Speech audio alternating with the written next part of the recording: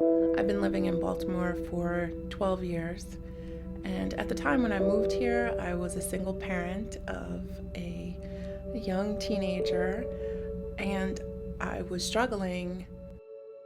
In 2003 is when I initially started working on my sweat equity hours, and in 2004 I actually moved into my home. Now I'm married and have expanded my family to include a new baby who's now 2 years old, and I attribute it a lot to having that stability of home ownership. I am beautiful. I am smart. I am loved. I am May Josephine Wiggins. Yay! Yes, you are. Yes, you are. Good girl. People came together to build my house.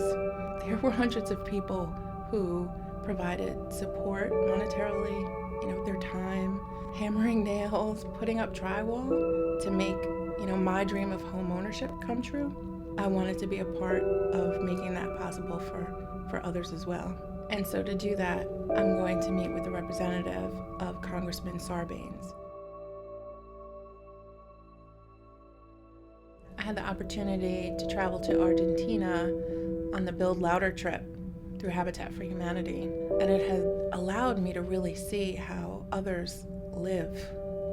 I visited areas where families lived in housing where, if it rains, their houses were flooded. Or you can stand in their bedroom and you can see straight outside through the cracks in the walls. While in Argentina, I had the opportunity to meet family members there who I really connected with. They shared their stories with me and their desire for better housing for their families. And I could completely understand that as a mother who wanted the same for her own family. I felt the need to really come home and make sure that their message was heard.